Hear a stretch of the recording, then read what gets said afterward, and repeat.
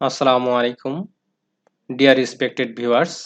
আজকে আমি আপনাদের সামনে ইনকাম ট্যাক্সের একটি গুরুত্বপূর্ণ বিষয়, ইনকাম ট্যাক্স রিটার্ন ফাইল কিভাবে পূরণ করতে হয়, এটি কিভাবে এক্সেলের মাধ্যমে সহজে ক্যালকুলেশন করা যায়, সেই বিষয়টি নিয়ে আপনাদের সামনে উপস্থিত হয়েছি। যেহেতু অ্যাসেসমেন্ট ইয়ার 2020-21 সালের আয়কর পরিপত্র এখনো বের হয়নি, সেই জন্য শুধুমাত্র ফাইন্যান্স অ্যাক্ট 2020 সালের শুধুমাত্র ইনকাম ট্যাক্সেবল ইনকামের যে স্ল্যাবগুলি রয়েছে সেই স্ল্যাবগুলি নেওয়া হয়েছে এবং অন্যান্য যে সমস্ত নিয়মকানুন রয়েছে সেটা 2019-20 করবর্ষ 19-20 অনুযায়ী এই নিয়মকানুনগুলো নেওয়া হয়েছে। একজন শিক্ষকের কিভাবে টোটাল ইনকাম, তার টোটাল ট্যাক্সেবল ইনকাম এবং টোটাল ট্যাক্সেবল ইনকাম থেকে কিভাবে তার ট্যাক্স পেয়েবল ক্যালকুলেশন করা যায় এবং ইনভেস্টমেন্ট অ্যালাউন্স থেকে কিভাবে তার রিবেট ক্যালকুলেশন করা যায় এবং সারচার্জ কিভাবে ক্যালকুলেশন করা যায় এবং সেটা কিভাবে এক্সেলে সঠিকভাবে ক্যালকুলেশন করা যায় সেই বিষয়টি এখন আমরা দেখানোর চেষ্টা করতেছি। তো চলুন, আমি একটি এখানে এক্সেলের ব্ল্যাঙ্ক শিট নিয়েছি। এখানে এক জায়গায় জাস্ট ইনপুট করা হবে এই ফর্মে, আর সবখানে অটোমেটিক ক্যালকুলেশন হয়ে যাবে ডাইনামেটিক্যালি। তো আমরা এইখানে যে একজন শিক্ষকের যে সমস্ত ট্যাক্স ট্রানজ্যাকশন রয়েছে সেটা আমরা একটু দেখি। জনাব আফতাব জামান বেসরকারি ইংরেজি মাধ্যমের একটি বিদ্যালয়ে শিক্ষকতা করেন। তার একজন প্রতিবন্ধী সন্তান রয়েছে। তার স্ত্রী করদাতা নন। তার মানে এইখানে একটি কন্ডিশন আছে যে কোনো প্রতিবন্ধী ব্যক্তির পিতামাতা অভিভাবকের প্রত্যেক সন্তান বা পোষ্যের জন্য করমুক্ত আয়ের সীমা 50,000 টাকা বেশি হইবে। প্রতিবন্ধী ব্যক্তির পিতা ও মাতা উভয়ই করদাতা হইলে যে কোনো একজন এই সুবিধা ভোগ করবেন। এইখানে যেহেতু প্রতিবন্ধীর প্রতিবন্ধী সন্তানের যেহেতু অভিভাবক এই আফতাব জামান, সেহেতু উনি 50,000 টাকা এইখানে অতিরিক্ত সুবিধা নিতে পারবেন, যেহেতু তার স্ত্রী করদাতা নন। 1 জুলাই 2019 হতে 30 জুন 20 সাল পর্যন্ত সময় তার আয় ছিল নিম্নরূপ: মাসিক মূল বেতন 30,000 টাকা, বাড়ি ভাড়া ভাতা 15,000 টাকা, চিকিৎসা ভাতা 1,000 টাকা, এটা পুরো সবগুলা মাসিক, এবং উৎসব বোনাস 2টি মূল বেতনের সমান। জনাব আফতাব প্রাইভেট টিউশনি থেকেও উপার্জন করে থাকেন। তিনি মাসে 6 ব্যাচে ছাত্র পড়ান। প্রতি ব্যাচের ছাত্র সংখ্যা 6 জন। প্রতি ছাত্র থেকে তিনি সম্মানী গ্রহণ করেন মাসিক 4,000 টাকা। তিনি নিজের বাসাতেই ছাত্র পড়ান। তিনি আয় বছরে 2 লক্ষ টাকা সঞ্চয়পত্র ক্রয় করেছেন। 30 জুন 2020 তারিখে করদাতার নিট সম্পদের পরিমাণ 3,30,00,000 টাকা। তাহলে 2020 এবং 21 কর বছরে করদাতার মোট আয় এবং প্রদেয় করের পরিমাণ কি হবে, এটাই এখন আমরা ক্যালকুলেশন করব। এখানে অ্যাসেসমেন্ট ইয়ার, যেহেতু অ্যাসেসমেন্ট ইয়ার এখন চলতেছে 1 জুলাই থেকে শুরু হয়েছে 2020-21 অ্যাসেসমেন্ট ইয়ার। 2020-21 ইনকাম ইয়ার হচ্ছে 1 জুলাই 2019 থেকে 30 জুন 2020।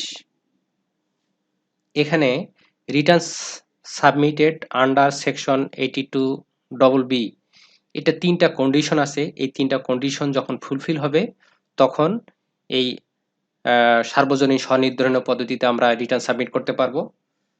3টি কন্ডিশন হচ্ছে, প্রথম কন্ডিশন হচ্ছে করদাতা 12 ডিজিট টিন না থাকলে করদাতা সার্বজনীন স্বনির্ধারণী পদ্ধতিতে রিটার্ন দাখিল করতে পারবে না। 2 নম্বর কন্ডিশন হচ্ছে মোট আয়ের প্রযোজ্য সমুদয় আয়কর এবং সারচার্জ পরিশোধ না করা হলে সার্বজনীন স্বনির্ধারণী পদ্ধতিতে রিটার্ন দাখিল করতে পারবে না। 3 নম্বর কন্ডিশন হচ্ছে 30শে নভেম্বর 2020 তারিখের মধ্যে বা উপকর কমিশনার কর্তৃক মঞ্জুরকৃত বর্ধিত সময়ের মধ্যে রিটার্ন দাখিল না করতে পারলে সার্বজনীন স্বনির্ধারিত পদ্ধতির আওতায় পড়বে না।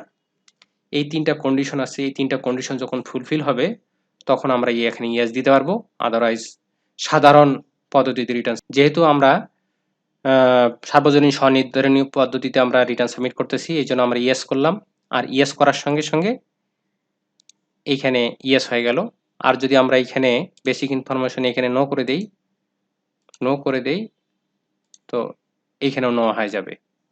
তো আমরা বেসিক ইনফরমেশনে আমরা এখানে ইয়েস করে দিচ্ছি, yes resident status, resident, date of submission আমি ধরে নিলাম মানে লাস্ট ডে, ট্যাক্স দিতে আমি এটাকে দেওয়ার চিন্তা করতেছি, নট অ্যাপ্লিকেবল।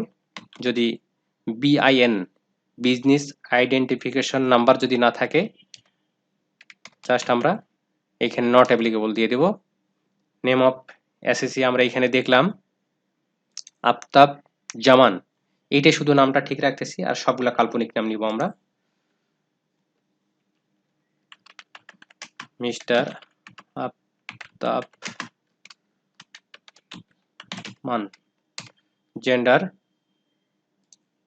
মেল, এখানে 12 ডিজিট টিন লাগবে, 1 2 3 4 5 6 7 8 9, 1 2 3 12 ডিজিট টিন দিলাম। এটা ওল্ড টিন নাই, ট্যাক্স সার্কেল ধরে নিলাম 10 5, স্যালারি খুলনা, কাল্পনিক নিচ্ছি সব। অ্যাসেসমেন্ট এসএসসির ক্যাটাগরি যেহেতু জেনারেল হবে, যেহেতু উনি 65 বছরের নিচে পুরুষ। আর এখানে are you parent or legal guardian of a person with disability, এখানে যেহেতু আমি আমার প্রতিবন্ধী সন্তান রয়েছে এই জন্য আমি ইয়েস করলাম, এবং আমার স্পাউস এই সুবিধাটি নিচ্ছে না, স্পাউস টেকেন ট্যাক্স এক্সাম্পশন এখানে নো করে দিই, নো। ডেট অফ বার্থ ধরে নিলাম 14/11/1984।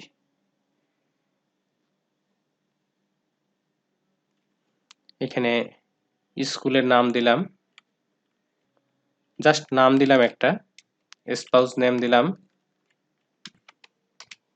স্পাউস টিন নাই, ফাদার্স নেম মোহাম্মদ জামান চৌধুরী, মাদার নাম,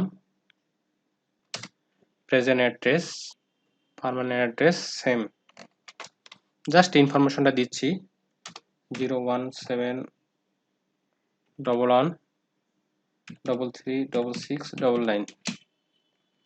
ইমেল অ্যাড্রেস ধরে নিলাম আপকম। ন্যাশনাল আইডি কার্ডের নাম্বার 3, এখানে 12টা থাকবে, সেহেতু 13টা থাকবে, 1 2 3 4 5 6 7 8 9 10 11 12 13। এখানে are you required to submit 10B 2016, এটা কি আমার 10B এই রিটার্নের সঙ্গে কি আমাকে দিতে হবে? এইটার জন্য আমাকে 2019-20 অ্যাসেসমেন্ট ইয়ারে 3টে কন্ডিশন পড়তে হবে। 1 নম্বর কন্ডিশন হচ্ছে আয় বছরের শেষ তারিখে মোট পরিসম্পদ এর পরিমাণ 25 লক্ষ টাকার অধিক হলে তাকে আইটি 10B দিতে হবে। আয় বছর শেষে বা শেষ তারিখে মোট মোটর গাড়ি, জিপ বা মাইক্রোবাস সহ এর মালিকানা থাকলে আমাকে আইটি 10B 2016 ফর্মটি দিতে হবে। আয় বছরে কোনো সিটি কর্পোরেশন এলাকায় কোনো গৃহ সম্পত্তি বা অ্যাপার্টমেন্টের মালিক হলে অথবা গৃহ সম্পত্তি বা অ্যাপার্টমেন্টে বিনিয়োগ করলে আমাকে আইটি 10B 2016 ফর্মটি আমাকে এই রিটার্নের সঙ্গে দিতে হবে। এখন আমার এর আগের একটি ভিডিও ছিল যেখানে আমি দেখিয়েছিলাম যে ১ পৃষ্ঠার একটি রিটার্ন। সেই রিটার্নের মধ্যে একটি কন্ডিশন ছিল যে গ্রোস ওয়েলথ যদি এক্সিডিং মানে ৪০ লক্ষ টাকা ক্রস করে তাহলে আর এই ১ পেজের রিটার্ন ফর্ম ব্যবহার করতে পারবে না। তো আমার মনে হচ্ছে যে যখন ২০২০-২১ সালের আয়কর পরিপত্র বের হবে হয়তো সেখানে থাকতে পারে তাদেরকেও আইটি 10B ২০১৬ ফর্মটি এই মূল রিটার্নের সঙ্গে সংযুক্ত করে দিতে হবে। ধরে নিলাম এই ব্যক্তির যেহেতু এখানে মোট পরিসম্পদের পরিমাণ ৩,৩০,০০,০০০, এটা ৪০ লক্ষ টাকা থেকে অনেক বেশি, সেহেতু তাকে এই আইটি 10B ২০১৬ ফর্মটি এর সঙ্গে দিতে হবে। এখন আমি এখানে ইয়েস করে দিলাম। যেহেতু স্যালারিড পারসন মানে এখানে যাদের স্যালারি ইনকাম আছে তাকে ২৪-এর এ শিডিউলের ফর্মটি দিতে হবে, তফসিল ২৪-এর এ দিতে হবে। এখানে ২৪-এর বি এখানে হাউস প্রপার্টির ইনকাম থাকলে ২৪-এর সি হচ্ছে বিজনেস ইনকাম, এটা আমাদের প্রযোজ্য না, তাহলে আমি এই দুটাকে নো করে দিচ্ছি, এখানেও নো করে দিচ্ছি। এখন ২৪-এর ডি, যেহেতু উনি এখানে সঞ্চয়পত্রে ২ লক্ষ টাকা বিনিয়োগ করেছেন, সেহেতু এখানে আমাকে রিবেট ক্যালকুলেশন করতে হবে, সেজন্য আমাকে ২৪-এর ডি যেখানে রেয়াত ক্যালকুলেশন অথবা রিবেট ক্যালকুলেশন হবে সেই ফর্মটা আমাকে মূল রিটার্নের সঙ্গে সংযুক্ত করতে হবে। এই জন্য এখানে প্রথমেই এটা কন্ডিশন দেওয়া আছে।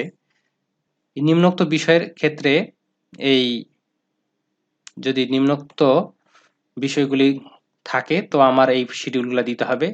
If you have income from salary, যদি স্যালারি থেকে ইনকাম থাকে তো আমার ২৪-এর এ দিতে হবে। যদি হাউস প্রপার্টি থেকে ইনকাম থাকে আমাকে ২৪-এর বি দিতে হবে, এবং বিজনেস অর প্রফেশন থেকে যদি ইনকাম থাকে তাহলে আমাকে ২৪-এর সি দিতে হবে, এবং ট্যাক্স রিবেট যদি আমার থাকে তো সেক্ষেত্রে আমাকে ২৪-এর ডি এই মূল রিটার্নের সঙ্গে সংযুক্ত করতে হবে। তো আমার এখানে আমরা বুঝতে পারলাম এই ৪টা বিষয়। এখন আমার স্টেটমেন্ট কোন আমি ফর্ম এখানে দিচ্ছি সেটার জন্য আমাকে এটা দিতে হচ্ছে। এটাকে এইখানে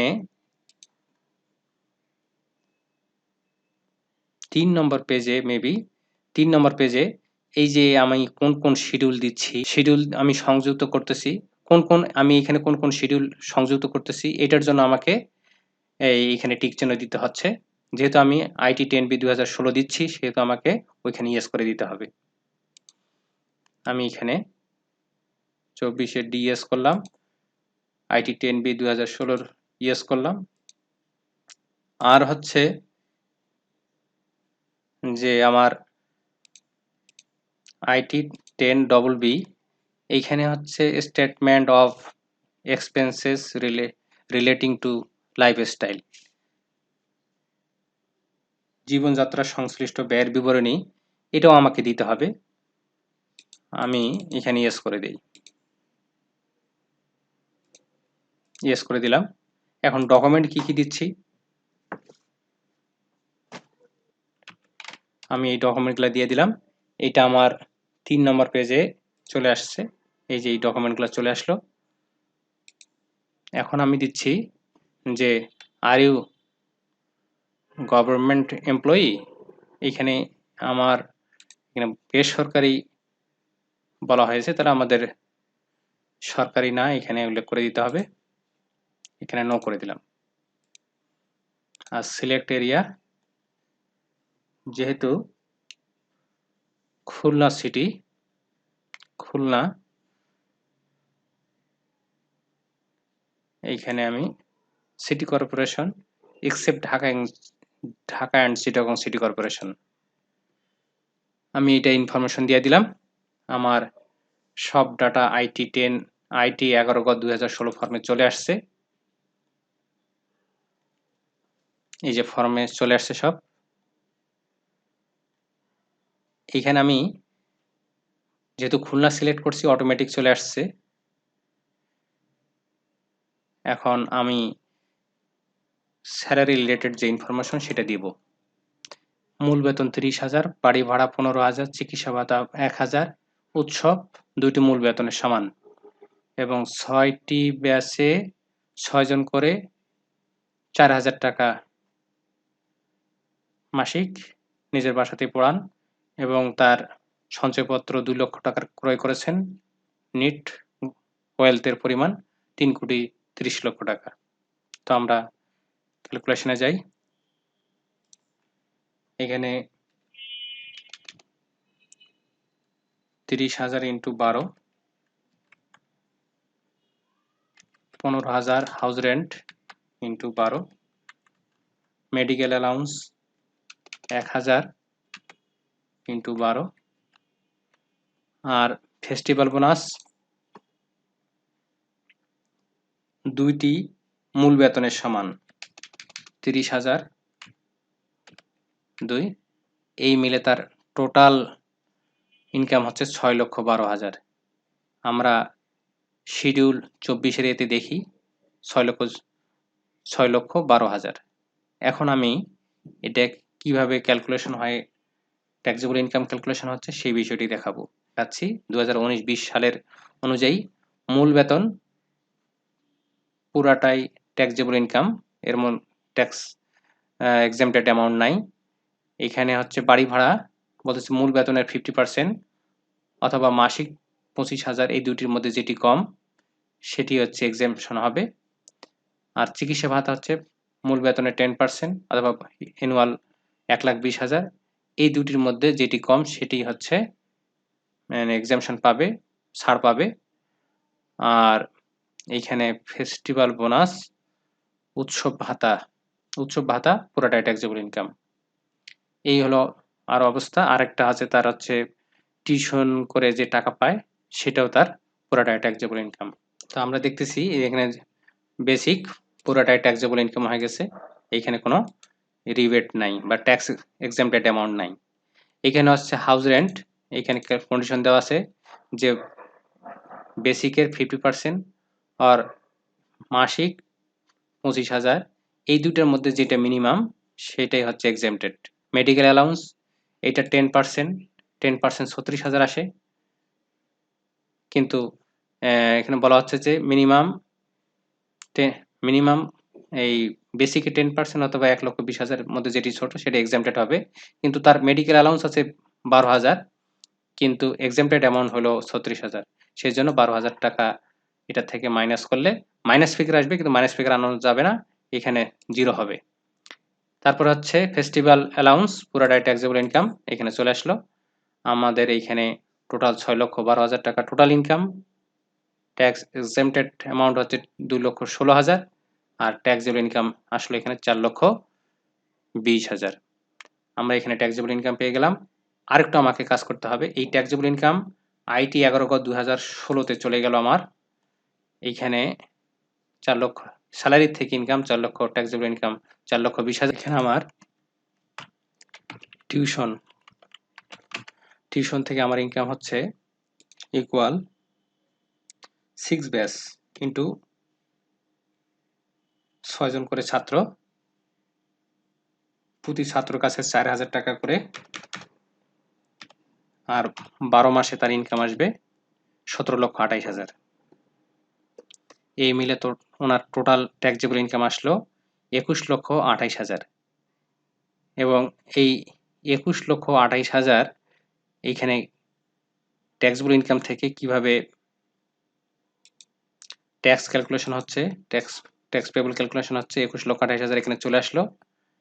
এখানে যেহেতু উনি পুরুষ, 65 বছর নিয়েছে, উনি ফাইন্যান্স অ্যাক্ট 2020-এর যে ট্যাক্সেবল ইনকামের স্ল্যাবগুলি দেওয়া হয়েছে ওখানে বলা হচ্ছে যে যদি পুরুষ 65 বছরের নিচে হয় তার 3 লক্ষ টাকা পর্যন্ত কোনো ট্যাক্স আসবে না। যেহেতু উনি প্রতিবন্ধী সন্তানের পিতা, এর সঙ্গে আরও 50,000 টাকা যোগ হয়ে গেছে, তো 3,50,000। 3,50,000 উপরে তাকে কোনো ট্যাক্স দিতে হবে না। পরবর্তী 1 লক্ষের উপরে 5%, পরবর্তী 3 লক্ষ টাকার উপরে 10%, পরবর্তী 4 লক্ষ টাকার উপরে 15% এবং পরবর্তী 5 লক্ষ টাকার উপরে 20%, অবশিষ্ট অ্যামাউন্টের উপর 25% ট্যাক্স ক্যালকুলেশন করতে হবে। সেভাবে এখানে ক্যালকুলেশন হয়ে গেছে 3,19,500 টাকা তার ট্যাক্স পেবল দাঁড়াইছে। তো তার ট্যাক্স আসলো আমার কত? 3,19,500। আমার এখন এই ফর্মে আসি 3,19,500। এখন রিবেট ক্যালকুলেশন করতে হবে। এই রিবেটের জন্য আমার আরেকটি ফর্ম রয়েছে, রিবেট, ডাটা রিবেট। এখানে সঞ্চয়পত্রে জাস্ট বিনিয়োগ করছেন উনি 2 লক্ষ টাকা। 2 লক্ষ টাকা দিয়ে দিলাম। আমার শিডিউল 24 ডি, 24 ডিতে আমার এখানে চলে আসলো। এখানে 24 ডিতে সঞ্চয়পত্রতে 2 লক্ষ টাকা ইনভেস্ট করছে এবং ট্যাক্সেবল ইনকামের 25% এই অ্যাকচুয়াল ইনভেস্টমেন্ট 2 লক্ষ টাকা। আর ট্যাক্সেবল ইনকাম যেটা আমাদের এইখানে আমরা দেখলাম যে 21,48,000 আসছে আমার হচ্ছে 5,37,000 টাকা।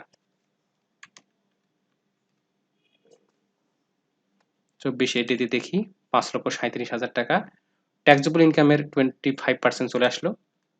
এখানে অ্যাকচুয়াল ইনভেস্টমেন্ট, ট্যাক্সেবল ইনকামের 25% এবং 1.5 কোটি, এই তিনটার মধ্যে যেটি আমার সবচেয়ে ছোট সেটি আমার এলিজিবল অ্যামাউন্ট ফর রিবেট 2 লক্ষ টাকা। এই তিনটার মধ্যে যেহেতু 2 লক্ষ টাকা ছোট সেটি আমার এলিজিবল অ্যামাউন্ট।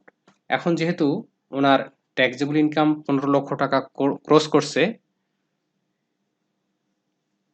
সেহেতু আমাকে ওনার রিবেট হবে এই 2 লক্ষ টাকার উপরে 10%, 20,000 টাকা। এখানে বলা হচ্ছে যদি 15 লক্ষ টাকা উপরে হয় 10% এবং 15 লক্ষ টাকার নিচে হলে 15% এলিজিবল অ্যামাউন্টের উপরে রিবেট ক্যালকুলেশন করতে হবে। তো আমরা এখানে তার রিবেটের পরিমাণ পেয়ে গেলাম 20,000 টাকা। 20,000 টাকা এখানে এইটার শিডিউল 24 ডি। এখন আমি মেইন ফর্মে চলে গেলাম। এইখানে আমার টোটাল ট্যাক্স আসছিল 3,19,500। এইখানে রিবেট ক্যালকুলেশন করে আসলো 20,000। আমাকে নিট ট্যাক্স আফটার রিবেট 2,99,500। আমার মিনিমাম ট্যাক্স ওই যদি, যেহেতু খুলনাতে এটা 4,000 টাকার নিচে যদি হইতো তো আমাকে 4,000 দিতে হইতো। যেহেতু আমার এখানে 4,000-এর উপরে, অনেক বেশি উপরে আছে 2,99,500, সেহেতু আমার এটাই ট্যাক্স দিতে হবে।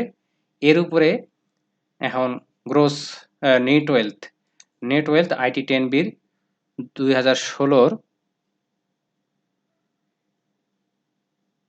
এই 16 নম্বর, এইখানে যদি আমার 3,30,00,000 টাকা হয়, 3,30,00,000, 1 2 1 2 3 এই ফিগার হয়, তো আমার সার্চ চার্জের যে নিয়ম আছে, ফাইন্যান্স অ্যাক্ট 2020 অনুযায়ী যে সার্চ চার্জের স্ল্যাবগুলি রয়েছে, এখানে বলা হচ্ছে যে নিট পরিসম্পদের মূল্যমান 3 কোটি টাকা পর্যন্ত কোনো তার সার্চ চার্জ আসবে না। যদি 3 কোটি টাকার থেকে 5 কোটি টাকা পর্যন্ত থাকে তাহলে 10%। তো 10% আমি ক্যালকুলেশন করি, যদি 10% যদি 3,000-এর নিচে আসে তো তারপর আমাকে 3,000 টাকায় ন্যূনতম দিতে হবে। সেক্ষেত্রে আমার দিতে হবে এই মিনিমাম ট্যাক্সের 10%। এই দুটা যোগ করে টোটাল আসলো আমার, এই দুটো যোগ করে টোটাল আসলো 3,29,450 টাকা। এই ট্যাক্সটা আমাকে দিতে হবে। তো আশা করি আমি একজন শিক্ষকের ট্যাক্স ক্যালকুলেশন কিভাবে করতে হয় এবং কিভাবে এটা রিটার্ন ফর্মে উপস্থাপন করতে হয় সেই বিষয়টি উপস্থাপন করতে পেরেছি। Thank you very much.